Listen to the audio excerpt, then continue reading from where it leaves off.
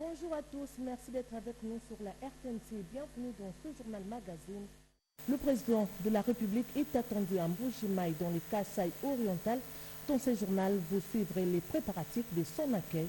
C'est tout de suite dans la partie actualité.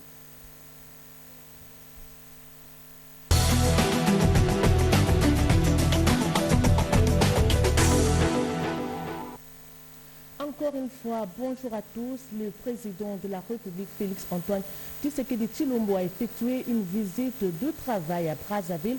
Un tête-à-tête entre le président Félix Antoine Tshisekedi Tshilombo et Sassou Nguesso sur la situation générale dans la sous-région et en Afrique, mais aussi sur la situation de l'Est de la République démocratique du Congo.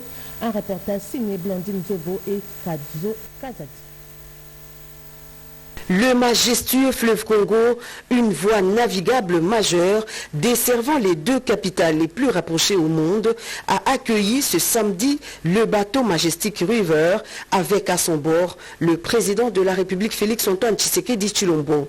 Direction Brazzaville, capitale de la République sœur du Congo, pour une visite de travail de quelques heures. C'est sur le coup de 12h30 que le président de la République est arrivé à Brazzaville. À l'accostage, le rituel protocolaire respecté, le président Félix Tshisekedi a été accueilli par Anatole Colinet Makosso, Premier ministre congolais, accompagné des membres de son gouvernement ainsi que des diplomates RD congolais accrédités en République du Congo. Après, le cortège a pris la direction du palais présidentiel où l'attendait son homologue, le président Denis Sassou Nguesso.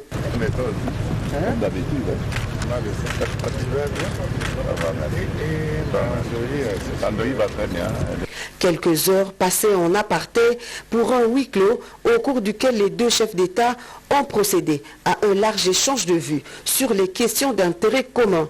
Félix Tshisekedi Tshilombo et Denis Sassou Nguesso se sont félicités des conclusions de la 10e session ordinaire de la commission mixte spéciale défense et sécurité entre les deux pays, tenue du 10 au 13 novembre 2024 à Kinshasa, des travaux axés sur la dynamique de renforcement du bon voisinage.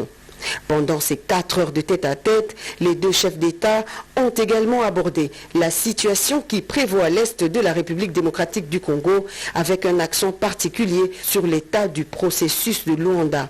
À ce sujet, le président Denis Sassou Nguesso a réitéré son soutien aux efforts de médiation du président angolais João Lourenço. En outre, il a exhorté les parties à poursuivre et à privilégier les négociations en cours, une des voies dans la résolution des conflits. Deux préoccupations de la presse des deux pays soumises aux deux chefs d'État. La construction sur le fleuve Congo d'un pont route-rail devant relier Brazzaville et Kinshasa. Le président Félix Antoine Tshisekedi Tshilombo rassure. Tout va bien, le projet se porte bien. J'ai eu le temps de m'en enquérir auprès du ministre concerné, Jean-Jacques Bouya, qui m'a mis à la page. Et donc si tout va bien, le 15 janvier, il y aura une grande réunion à Kinshasa, qui sera destinée à harmoniser le régime fiscal et douanier pour pouvoir se mettre d'accord sur les principes et pouvoir enfin démarrer. La question sur le crédit carbone et une stratégie commune à adopter afin de scruter les possibilités pour que les deux Congos, qui partagent en commun la forêt du bassin du Congo, puissent bénéficier des dividendes liés au crédit carbone.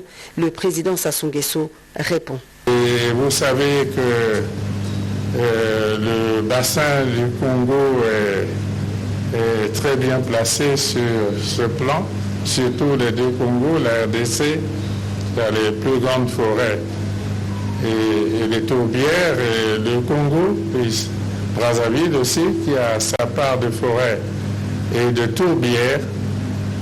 Et il s'agit là des richesses très importantes pour l'Afrique. On constate malheureusement que jusqu'ici, le carbone des pays africains est traité au rabais.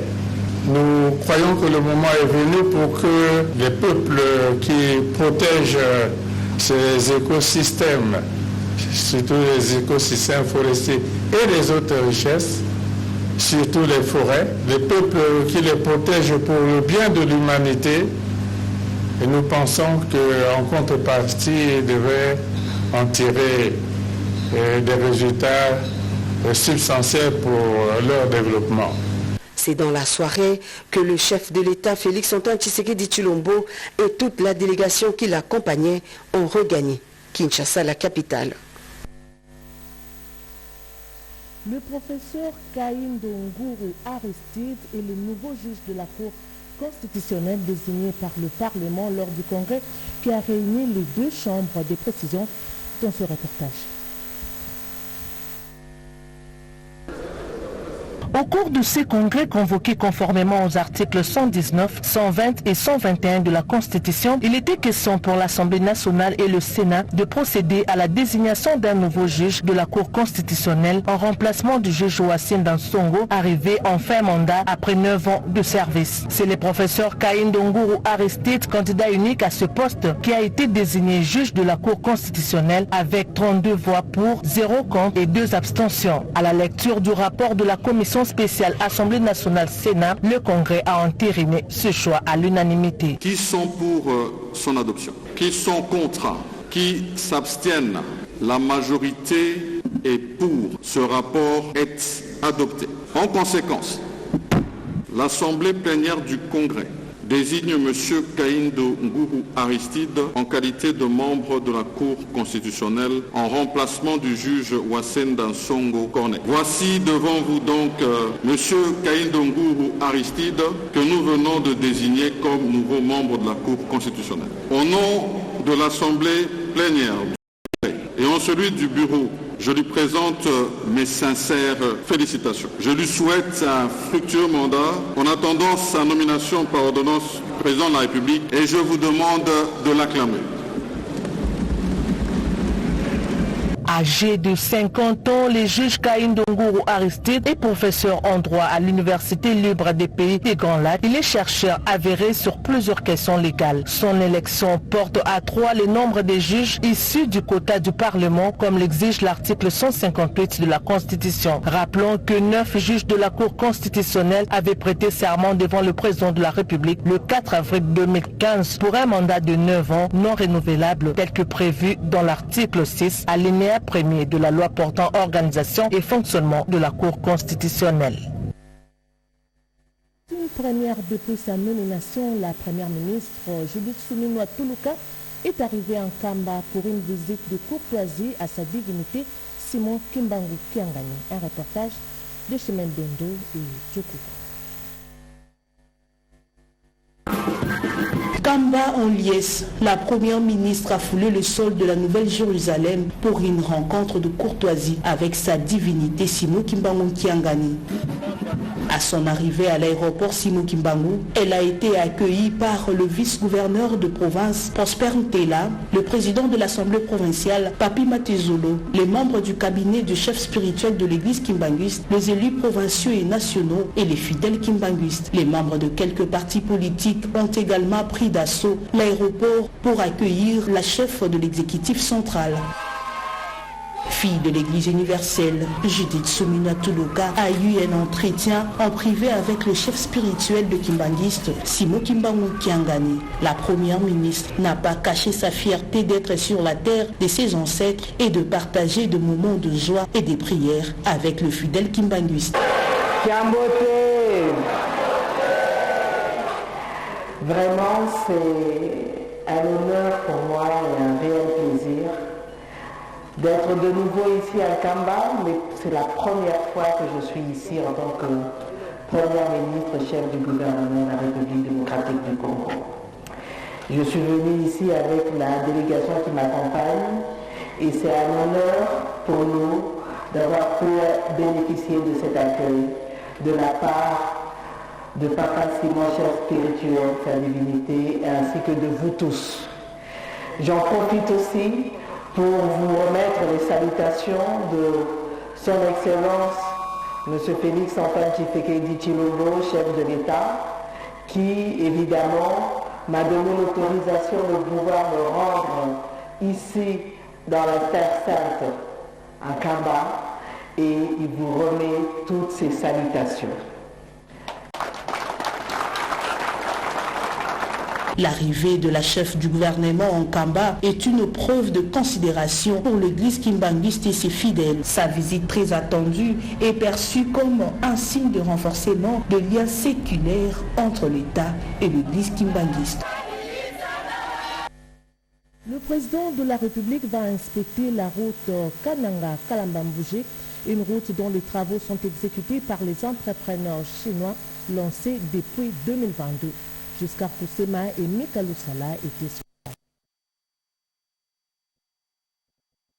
place. Située au centre de ce pays continent, la ville de Kananga ne vaut rien sans la route et les chemins de fer. Voilà pourquoi le président de la République, Félix-Antoine Tshisekedi Tshilombo, a fait de la réhabilitation et construction des routes de Kananga sa priorité. Le 10 septembre 2022, les chefs de l'État lançaient les travaux de réhabilitation et modernisation de la route Kananga-Kalambambouji et dans le même temps, la nationale numéro 1 dans son tronçon compris entre Kananga et Chikapa. Après 2 ans, l'espoir de la population s'est effrité. Si les groupes égyptiens Arab Contractors s'affairent à relier Kananga à Chikapa, par contre, les travaux de la route de Kalambambouji ont connu un grand retard du fait de l'entreprise ayant gagné les marchés. Depuis septembre de cette année, sur instruction du président de la République, les entrepreneurs chinois ont repris les chantiers Kananga-Kalambambouji, longue de 230 km dans le cadre du contrat sino-congolais. 2 brigades des Sino-Hydro travaillent de manière synchronisée et les premiers résultats sont visibles. Les premiers kilomètres de cette route ont reçu la couche de bitume. À 30 km de Kananga, les Chinois terminent de monter leur usine de concassage des granulés de différentes dimensions pour les bitumages et les bétons armés. À proximité d'une carrière, un travail qui s'est fait non sans difficulté. Ici, c'est pour produire les granulats, 0 à 5, 5 à 10, 10 à 15.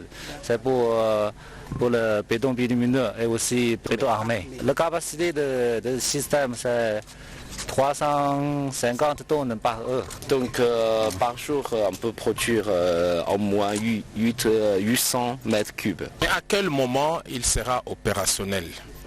Selon notre programme, à la fin de ce mois, on peut effectuer le premier essai et puis au mois de janvier, ce système va opérationner. La fin du mois, c'est pour GND. La fin de janvier, c'est pour tous les sources. Et ça va accélérer les travaux. On espère qu'avec ça, vous pouvez travailler à quel rythme la route?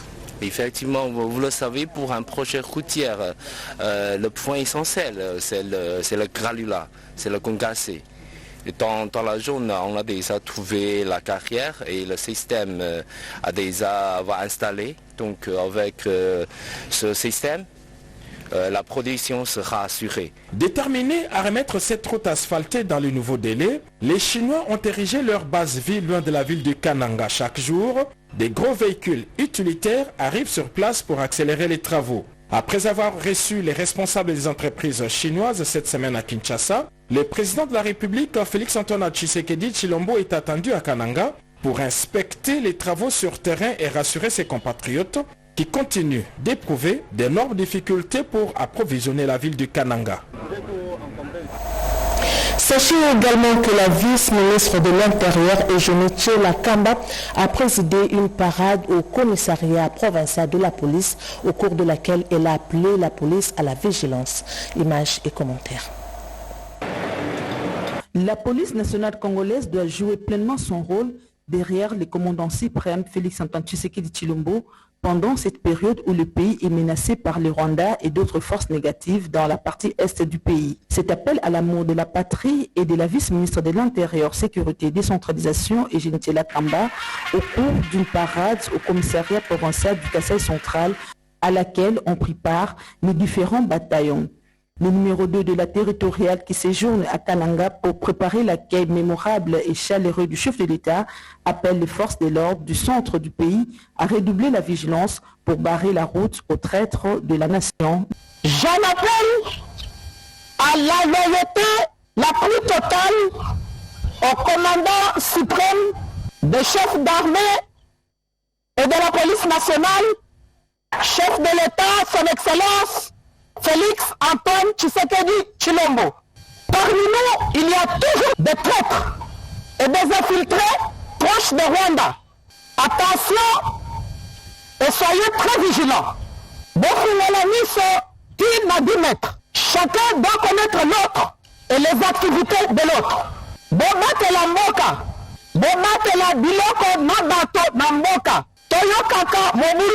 La vice-ministre de l'Intérieur, Eugénie Kamba, a également salué le travail qu'a la police sur terrain dans la protection des personnes et leurs biens. Peu avant de visiter les différents départements, dont les centres de santé en plein centre-ville, tous les cachots retrouvés vides ont retrouvé la satisfaction de l'autorité. Visite d'inspection des travaux anti-érosifs sur la RN1 au niveau du site Langalanga à Maluku par le directeur général de l'Office des routes et du bureau technique de contrôle, nous dit Joël Makela. Les travaux anti-érosifs au site Langalanga, à 43 km de la route nationale numéro 1, avancent à un rythme normal. C'est le constat du directeur général de l'Office de route, Janouki Kangalangoy. C'était lors de sa visite d'inspection sur ce chantier. Avec la volonté du gouvernement, dirigé par son Excellence, la Première ministre, Madame Judith Suminwa, qui travaille sous la vision de son Excellence, Monsieur le Président de la République, chef de l'État, l'Office des routes, à travers notre direction provinciale, a eu les moyens, environ 70% des estimations faites, pour intervenir rapidement à cet endroit, en attendant que les 30 autres pourcents ne viennent à. Concernant la durée des travaux, Janouki Kangalangoy a souligné qu'il s'agit des travaux de génie civil, souvent soumis à des aléas inévitables malgré les prévisions initiales.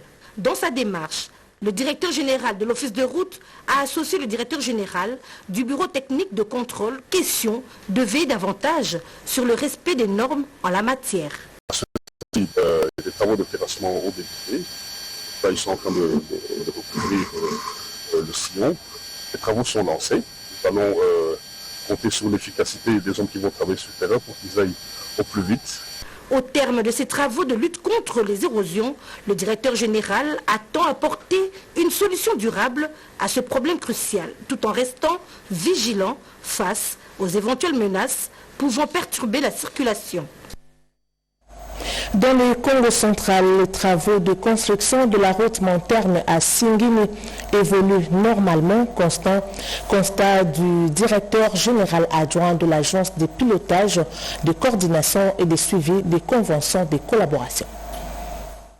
Il a fallu plusieurs kilomètres pour le directeur général adjoint de l'agence de pilotage, de coordination et de suivi de conventions de collaboration signées entre le gouvernement congolais et le partenaire privé pour atteindre la jonction de la route nationale numéro 12 et la route nationale numéro 1 à Monterne en passant par la basse vie de Grexet où il a suivi des explications de l'ingénieur de la CGT qui conduit le travaux sur place. Lancé dernier depuis le démarrage de ces projets au PK0 à Singini jusqu'à ces jours, le travaux de réhabilitation de la route par sa phase numéro 1 ont couvert le tronçon du village 28 à la cité de Ngelemba où le travaux de bitumage ont pris fin. Dans son itinérance, il a aussi vu le traitement de l'érosion de Patou par l'entreprise Sinohydroc. C'est une route qui a au moins une centaine de kilomètres et c'est fait en plusieurs phases. La première phase c'était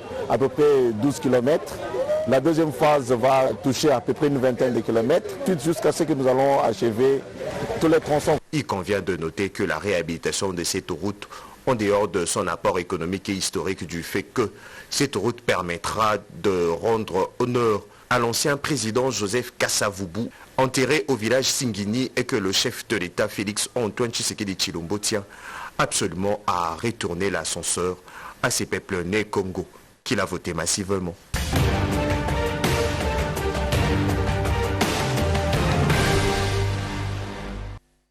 Place à présent à la synthèse des activités du président de la République dans une sélection de Pierre Kibambe Somoïsa.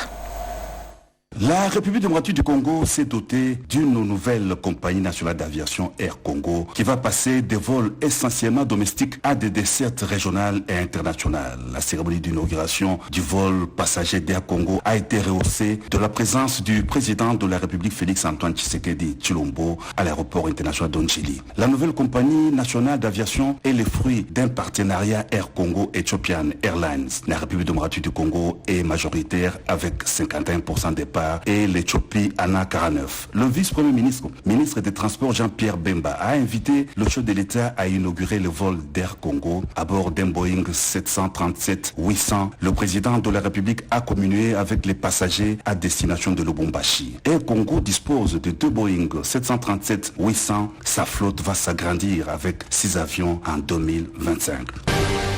Le mercredi 18 décembre à la Cité de l'Union africaine, le président de la République a reçu solennellement la photo officielle de son deuxième quinquennat qui lui a été présentée par la ministre de la Culture, Art et Patrimoine, Yolande Elébé Mandembo. La réalisation du portrait a suivi toutes les procédures normales. Il comporte plusieurs éléments visuels et artistiques décrits dans un arrêté ad hoc.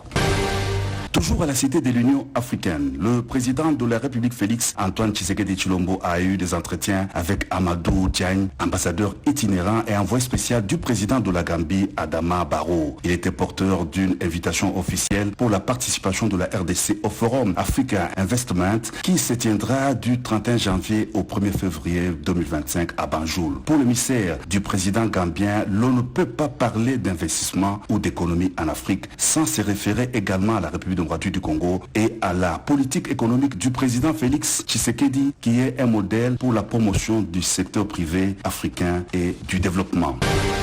Et puis, le chef de l'État, Félix-Antoine Tshisekedi Tshilombo, a présidé à la Cité de l'Union africaine une réunion d'évaluation du programme sino-congolais avec les responsables du groupement d'entreprises chinoises. Il a été question de faire le point sur les chantiers de construction des infrastructures dans le cadre du programme sino-congolais. Le directeur général de l'agence de pilotage, coordination et suivi des conventions, des collaborations a indiqué que la séance de travail a permis de faire des réglages nécessaires dans les buts d'accélérer des projets qui ont déjà été entamés et de trouver des mécanismes efficaces pour ces projets très importants de l'action du président de la République. Au cours d'une cérémonie funéraire à l'hôpital du cinquantenaire, le chef de l'État Félix-Antoine Tshisekedi Tshilombo a rendu un dernier hommage à feu Lucien Boniene Ekofo, directeur général de la Direction générale des recettes administratives, judiciaires, domaniales et de participation, décédé le 5 décembre dernier en Inde à l'âge de 62 ans. Le président de la République a déposé une couronne de fleurs devant le corps de l'illustre disparu. Il est allé ensuite réconforter les membres et les proches de la famille du défunt.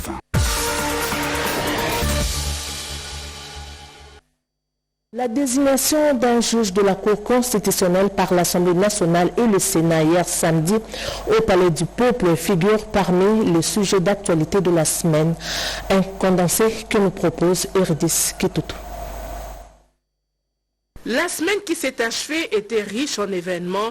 En voici le résumé. Le recueil des arrêts de la Cour constitutionnelle a été porté sur le fonds baptismaux par la présidente de la Haute Cour de justice béninoise. La cérémonie a eu lieu au Fleuve Congo Hotel. Le colloque international de l'Association africaine des hautes juridictions francophones s'est ouvert à Kinshasa autour du thème « Bilan de la contribution de justice au renforcement de la démocratie en Afrique francophone ». La directeure de cabinet adjointe du chef de l'État a ouvert les travaux pendant lesquels une motion de soutien au président de la République a été lue. Devant les diplomates en poste à Kinshasa, la ministre d'État, ministre des Affaires étrangères, coopération internationale et francophonie n'a laissé aucune zone d'ombre sur le processus de Luanda. Dans sa communication, elle a rappelé la ligne directrice de Kinshasa et à cause des propos controversés de son chef d'état-major général, l'Ouganda met en mal la sérénité dans ses relations avec la République démocratique du Congo. Le chargé d'affaires en poste à Kinshasa a été convoqué par la chef de la diplomatie congolaise pour clarification. 48 heures seulement après les élections des députés nationaux et provinciaux de Massimani Yakoma, la CENI a procédé à la publication des résultats provisoires de ces opérations de vote dans les 2 circonscriptions électorales. Les Kouloun a jugé en procédure de flagrance et en audience foraine sur l'espace du district de la police de Funa ont été condamnés, certains à des peines capitales pour association de malfaiteurs et d'autres ayant bénéficié de circonstances atténuantes pour avoir collaboré avec la justice. 38 000 km de routes et dessertes agricoles pour 2025 est faisable et nous allons le faire. Le ministre d'État, ministre de Développement rural, l'a affirmé aux côtés de son collègue de l'agriculture reçu au briefing par le ministre de la Communication et Médias. Le Parlement tient son membre à la Cour constitutionnelle. Le Congrès l'a désigné et c'est Aristide Kaindo Nguru. Il fera partie du trio à nommer par le président de la République en remplacement de ceux arrivés fin mandat à la Cour constitutionnelle. Pour terminer, pour sa 46e édition, la Foire internationale de Kinshasa a ouvert ses portes samedi 21 décembre au cours d'une rencontre avec les parties prenantes. Le directeur général de la FICIN en a fait une grande annonce.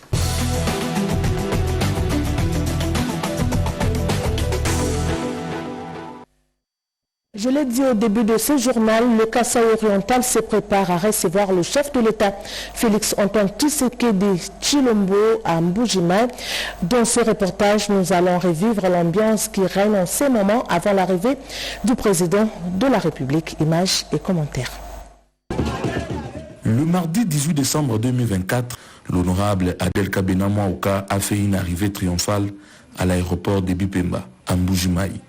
Une foule immense en liesse a réservé un accueil chaleureux à la première élue de la circonscription électorale de Mbuji-Mayi, scandant des chants de joie en son honneur. Accompagné de ses compatriotes de l'AADC et de nombreux sympathisants, l'honorable a entamé une longue marche vers sa résidence. À sa résidence, elle a pris le temps d'échanger avec la foule venue l'accueillir. Dans son discours, Adel Kabena Mwaoka a dévoilé les 3 grands objectifs de sa mission en Mbuji-Mayi, notamment la mobilisation de la population est-kassaïenne de l'arrivée prochaine du chef de l'État, la mobilisation de la population pour le changement de la Constitution et la redynamisation de son parti, l'AADC. Elle a également présenté la secrétaire générale intérimaire de l'AADC, Mme Isabelle Chiboabwa. Un nouveau siège pour le parti est également en préparation, marquant un tournant important dans son avenir politique. Une journée marquée par des engagements forts et une détermination sans faille, annonciateur d'une nouvelle ère pour Mbuji-Mayi et l'AADC. Et puis, la plateforme des confessions religieuses section du Kasaï oriental dit oui au changement de la Constitution de 2006. Elles l'ont dit après une journée de réflexion à ce sujet, nous dit Léon Modo et Jeff Tchoucha. Les présidents provinciaux membres de la plateforme des confessions religieuses section du Kasaï oriental et membres de la CIME se sont réunis après avoir suivi avec intérêt particulier les discours du chef de l'État Félix Antoine Tshisekedi Tshilombo à Kisangani, à Lubumbashi et ailleurs au sujet de la révision ou du changement de la Constitution du 18 février 2006. Et après avoir suivi les réactions des uns et des autres allant dans tous les sens, considérant les attentes de la population congolaise, les confessions religieuses section du Kasaï oriental soutiennent l'initiative du chef de l'État pour des raisons suivantes. Nous avons vu dans le chef de l'État, son Excellence, Monsieur le Président de la République, la volonté très manifeste de redorer l'image du pays longtemps terni. Ces réalisations ne sont pas à démontrer car nous sommes tous témoins.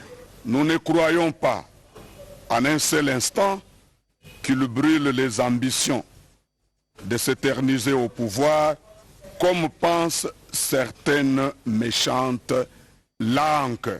Nous soutenons l'initiative du chef de l'État Son Excellence, Monsieur le Président de la République, Félix Antoine Tshisekedi Tshilombo, que ce soit pour les changements ou pour la révision constitutionnelle, tant que tout passera par voie référendaire, telle que l'actuelle Constitution. Dans le but de redynamiser le projet 3 communes, le ministre provincial des infrastructures et travaux publics de la ville de Kinshasa a présidé une importante réunion qui a procédé à l'évaluation de l'exécution de ces travaux. Gaëtan Magalano, reportage. Faire une évaluation sans complaisance de grands travaux dans la capitale congolaise est l'un des cheval de bataille du ministre provincial de ZTP. Il s'est livré à cet exercice spécialement pour le 3 projets communs qui visent la construction et la modernisation de 49 km de route dans la commune de Limete, du Kasavubu et de la Gombe. Autour de la table, il a entendu tour à tour le représentant de toutes les entreprises ayant gagné ces grands marchés. D'entrée de jeu, le ministre Alain Tshilungu a fait part de son inquiétude de constater que le travaux n'avance pas sur le terrain, d'où, dans un temps ferme, il pose de base d'une redynamisation assurée. Nous devons sortir de cette réunion avec un délai clair. Pour savoir, JLC, qui a Bolicarmo et Minoromo, on termine les travaux quand? C'est-à-dire, me dit non, nous terminons fin janvier. Je note ici, fin janvier, c'est un engagement de mon paiement. C'est ça le rôle de supervision, le rôle de supervision.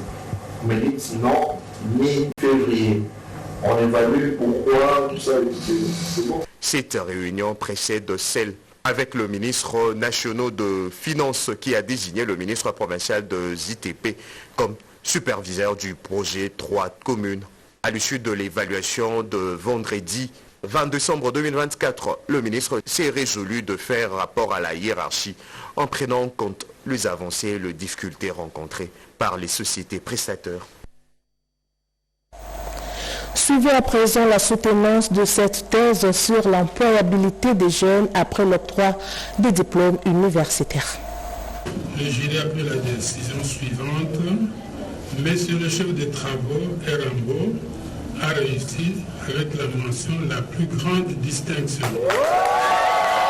Pourquoi le jeune diplômé n'arrive pas à trouver des emplois après l'octroi de leur diplôme universitaire? Cette problématique a fait l'objet de la défense publique de la thèse de doctorat en psychologie de M. Erambo Mokuba sur le thème représentation sociale du marché de l'emploi et de l'insertion socio-professionnelle chez les étudiants finalistes du second cycle des instituts supérieurs publics de la ville de Kinshasa, rôle modérateur des attitudes envers le travail.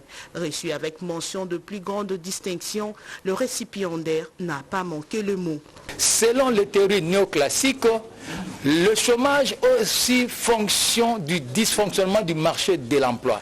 Donc nous devons faire en sorte que le marché de l'emploi soit perçu positivement par le jeune diplômés des universités. Former les gens selon le modèle de la formation travail-emploi, au lieu de former les jeunes selon le modèle de la formation-emploi.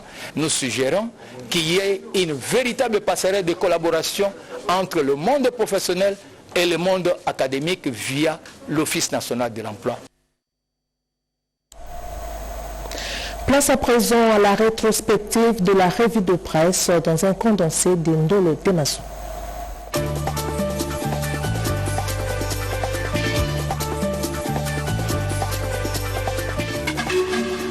Bienvenue mesdames, messieurs à cette rétrospective hebdomadaire de la revue de presse. C'est une illusion d'espérer à la paix à l'est de la RDC avec Paul Kagame, not Econews. L'absence du président rwandais au sommet de Luanda relance les interrogations sur la sincérité du Rwanda dans le processus de paix en RDC.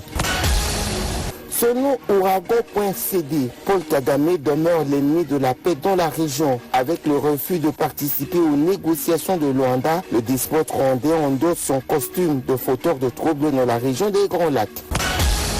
La République démocratique du Congo perd des milliards de dollars dans la guerre que lui impose le Rwanda, annonce la référence plus. La rébellion du 1-23 gagne plus de 450 000 dollars américains par semaine, rien que dans l'exploitation artisanale des minéraux qui transitent par le Rwanda. La RDC saisit la justice européenne pour recel de crimes de guerre contre Apple au profit du Rwanda, rapporte Econews. Une plainte est déposée en France et en Belgique contre le géant américain Apple. Apple tente une fuite en avant à propos de son implication dans la vente des minéraux en RDC, titre Le Phare. La multinationale Apple rejette toute accusation portée contre elle par la RDC. Les forces armées de la République démocratique du Congo contrôlent la situation à Lubero, bien qu'elle soit tendue suite aux affrontements entre l'armée loyaliste et le 1-23, note info27.cd. L'administrateur du territoire de Lubero, le colonel Alain Kiwewa, confirme que la situation est sous contrôle des FARDC. Une grenade découverte près de la frontière de la RDC avec le Rwanda, selon dépêche.cd. Le maire de la ville de Goma confirme la destruction de cet engin explosif par une équipe spécialisée. Des attaques de la Codeco à Djougou en Ituri causent la mort de 5 personnes, à en croire le potentiel.cd. Ces personnes, selon un activiste de droits de l'homme dans la région, ont été lâchement abattues par ces hommes armés. La milice Mobondo sème la terreur à Madimba et à Kinvula dans le Congo central, révèle Mediacongo.net. C'est hors la loi, dicte leur loi dans cette partie du pays. Ils violent, tabassent et imposent des lourdes amendes à la population de ces territoires. La radio-télévision nationale congolaise au top des médias audiovisuels selon le sondage Les Points relayé par Ouragan.cd. Grâce au leadership du ministre de la Communication Patrick Mouyaya, le comité de gestion a réussi à hisser la RTNC au firmament de l'audimat. Avec 43%, la RTNC reprend sa place de leader dans le secteur médiatique. Fin de ce journal de Marthe Mangaza et Ramada Poki. Mesdames et messieurs, merci pour votre fidélité à la RTNC. Merci à Tarzino Kabamba, Émile Zola, Anno Mouti et Alain Soki pour la partie technique. Bon dimanche chez vous.